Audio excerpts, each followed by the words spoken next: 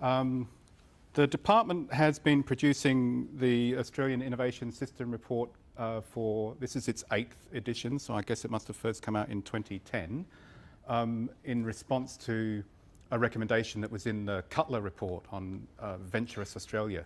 And it's been sitting in my office for the last 5 years. Hands up who's read a previous edition of it. Oh, it's quite a number. All right. So it started off as a kind of, let's look at the state of innovation in Australia and a bunch of innovation indicators. And then since it's been with me, we've been looking at different themes. And so we adopt a different theme every year. So in previous years, we've looked at exporting and competitiveness. We've looked at innovation and productivity. And this year we chose to look at the topic of high growth firms. So initially, what I'll talk a little bit about is the state of innovation in Australia. So if you're familiar with the report, what we do is we combine a mixture of data analysis, case studies, and feature articles by a range of contributors. So this year we've got case studies on Booktopia and on Redbubble, and we've got feature articles by a range of people from inside and outside Australia. Typically what we've done with our data analysis is we've had a focus on businesses, and we've been very reliant on an annual survey that the Bureau of Statistics does called the Business Characteristics Survey. And every 2 years when the Bureau does this survey of roughly 10,000 businesses, it asks them a whole bunch of questions about innovation. And so that enables us to bring a kind of real business lens to the topic of innovation. But what we also try to do is we bring, and I guess many of you are familiar with this idea of an innovation system approach to thinking about innovation. And that, just to be clear, the way we define that is an open network of organisations, and by organisations in Australia we're thinking about things like, as well as businesses, the CSIRO, the universities, the cooperative research centres, intermediaries like Crazy Might Work, like incubators, like venture capital funds, and government that interact with one another and operate within framework conditions. And by framework conditions, we mean things like IP policy, competition policy, regulation more broadly, and how that works virtuously or otherwise to create the conditions under which innovation takes place in Australia. And if you look at things like the Global Innovation Index, which personally I hate, but maybe we can leave that for question time, or the OECD's Science, Technology and Innovation Scorecard, it's fair to say that Australia is at best middling, but more likely towards the lower end in terms of how it stacks up against other OECD countries. And again, we can have a debate about that. Alan Finkel and I talk about this quite a lot. We think that some of the ways in which stuff is measured isn't that great, and that it maybe misses some flourishing activity. And I would certainly agree with the article that popped up in Innovation Oz a couple of days ago that says there's actually a really flourishing startup community in Sydney, in Canberra even, and that's going a little bit under the radar. It is being picked up in Crossroads and in the startup muster, but I don't know that it's particularly well known as a story more broadly in policy-making circles in Canberra and beyond that. So the first bit of stuff comes from this business characteristics survey, and I'll skip through that relatively quickly. We've got some nice infographics. I've got a couple of graphic designers on my staff, and say, have some fun. So there's a little bit of that in this presentation, and then you'll see it if you look at the report online, and the little summary document we've put around has the various infographics we've put together. So the ABS measures what they call innovation active businesses each year through this survey, and you can then compare it with similar findings for other OECD countries, principally in Europe, where they do something called the Community Innovation Survey every few years. And it's defined in something called the Oslo Manual. So a bunch of OECD people got to have a rather pleasant meeting in Oslo and agreed the definition of what innovation active was. And in fact, that the Oslo manual, which first came out in the 1990s, is about to be signed off in its 4th edition. And that's the standard international way in which innovation is defined. And it is defined as the implementation of a new or significantly improved, a good or service, marketing method, organisational method, or operational process. And 48% of all Australian businesses that employ at least one worker met that definition in 2015-16. It's relatively high by international standards. I worry about, it's a simple binary measure. It's a yes, no. Did you do this? Did you not? But it is surprising. Every time that we've looked closely at this data in previous iterations of the Innovation System Report, how it always correlates positively with measures of business performance. And my hunch is that it's actually pointing to something that's kind of, it's not about innovation per se, it's something innate about the businesses themselves. So those businesses are just more likely to be better run and are more likely to be innovative, and then that's what's showing up in terms of the correlation with performance. When I get into this stuff on high growth firms, we do some work where we try to estimate more precisely what the value of innovation is to business growth. It's gone up, which is good, from a decade ago when this survey was kind of more or less kind of kicking off, and it's gone up against across all size boundaries.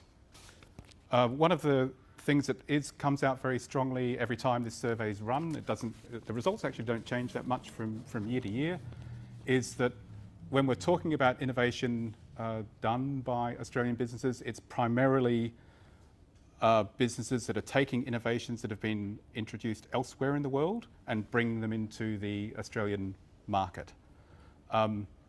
Some people worry about that.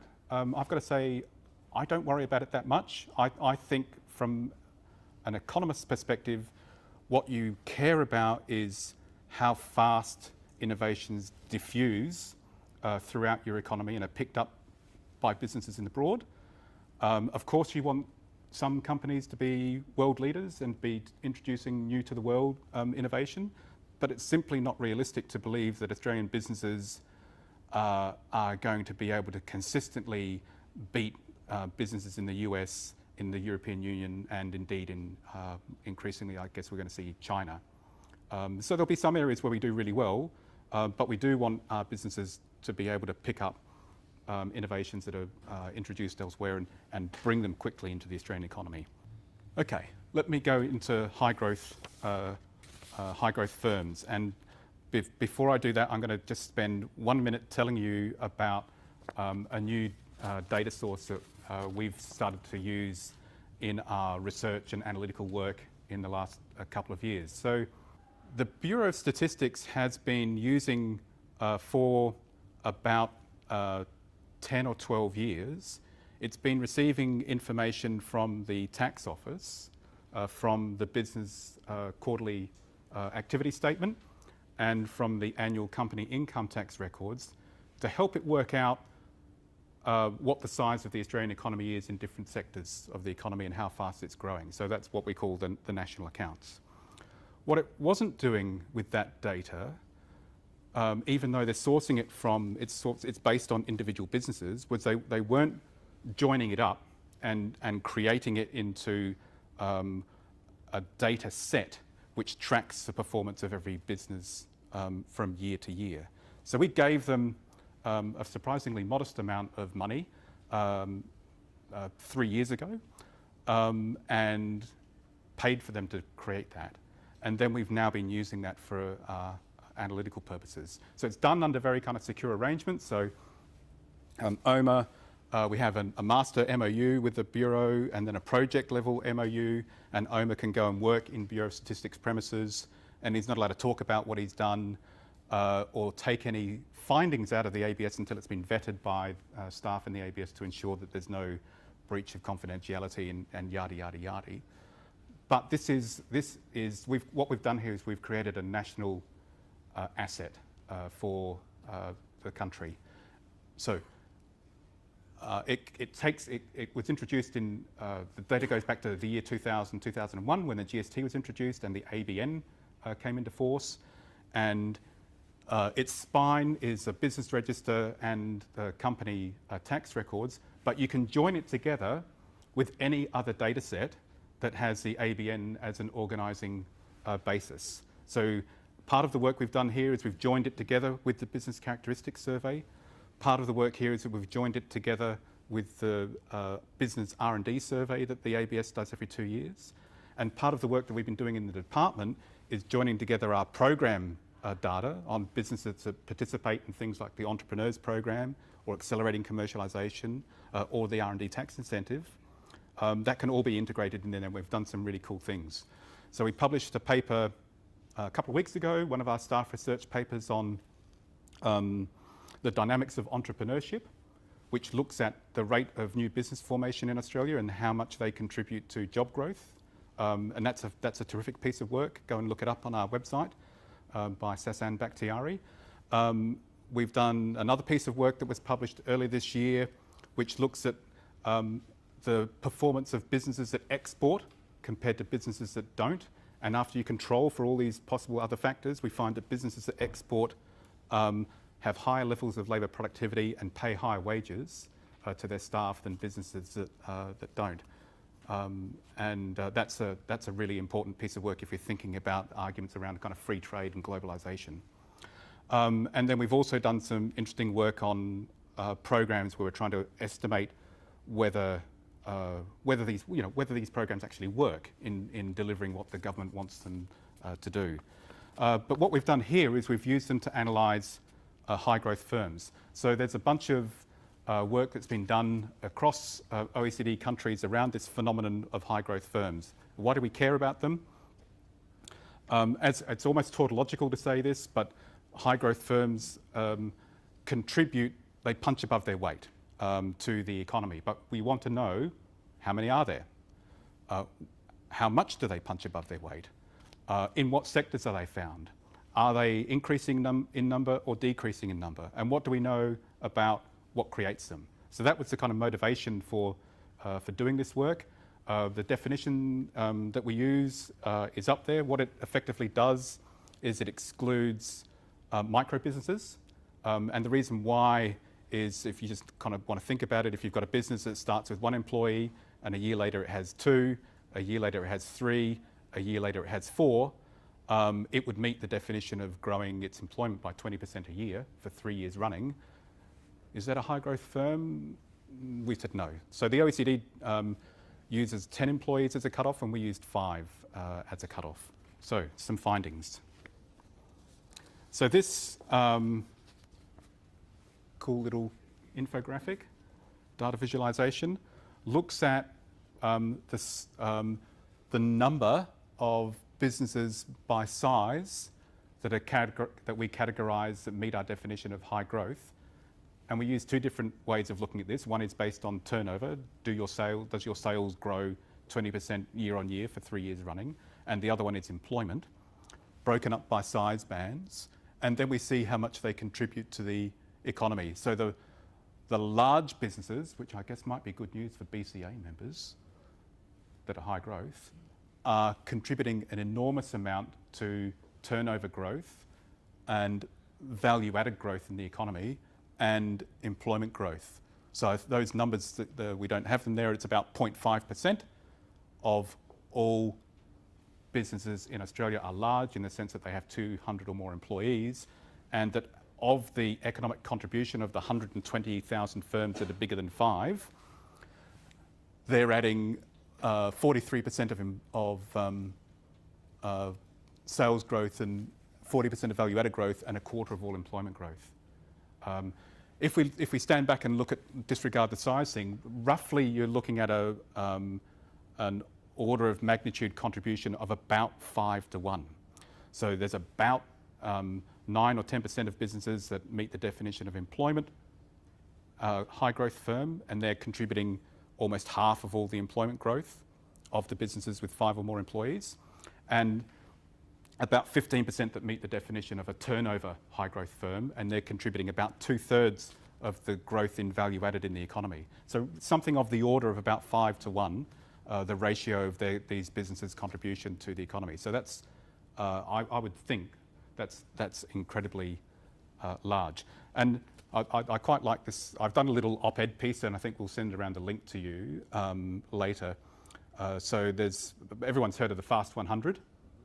Okay, so it's now published by the Fin Review rather than Business Review Weekly, and the Fast 100 this last year, the Tripadeal is the company that's at the top of the list. It had its growth rate over a 3-year period is more than 400%, which is kind of staggering.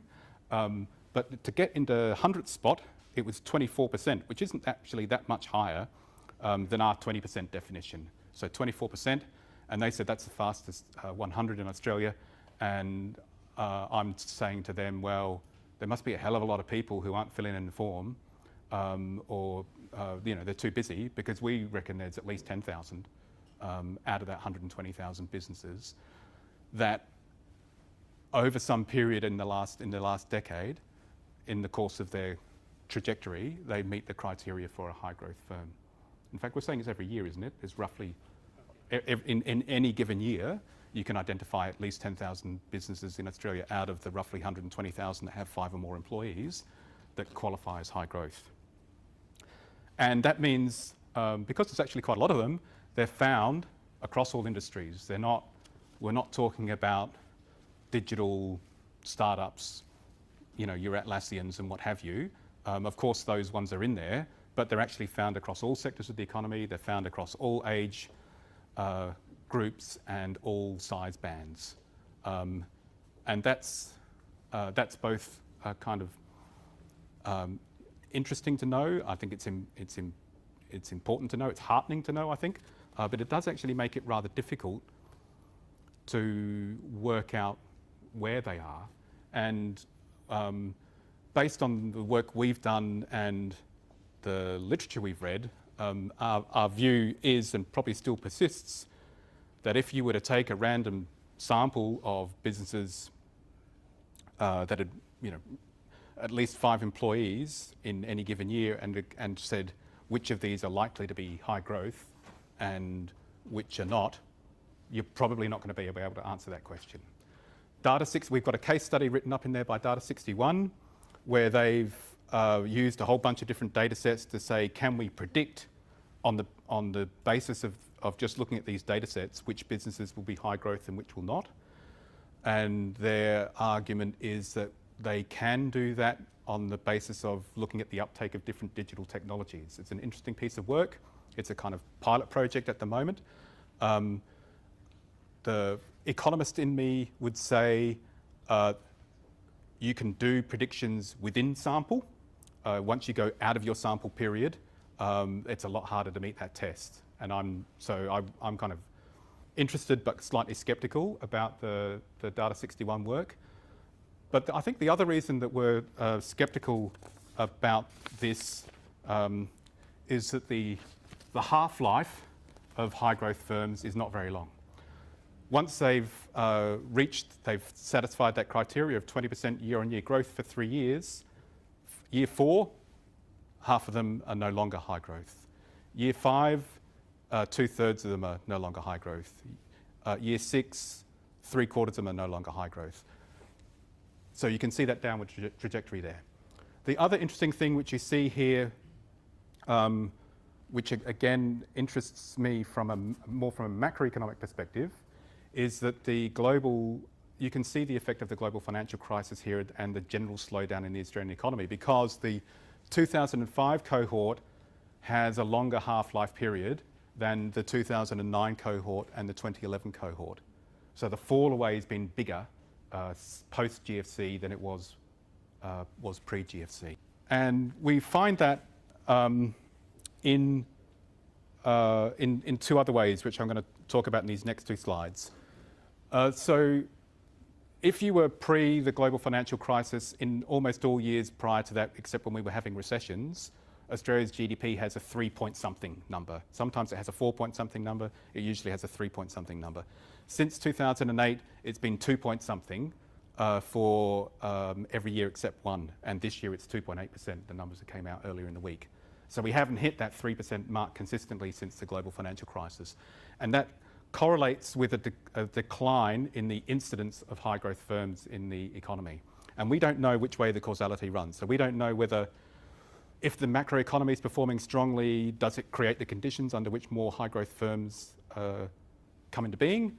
Or is the economy not performing as well as it was doing before the global financial crisis because there are fewer high growth firms than there were before then? And I think that's an interesting question which I'd quite like the Treasury and the RBA to think about.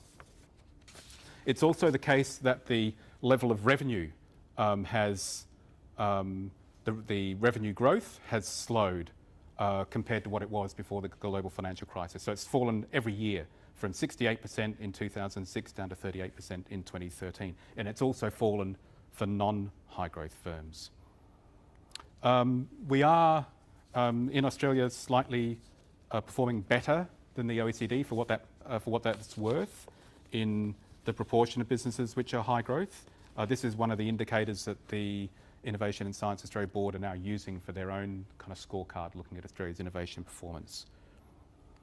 We've also done some work on research and development, and we've also categorised classified firms as high growth according to how much they're spending on R&D, and if that's growing at 20% a year for 3 years or more.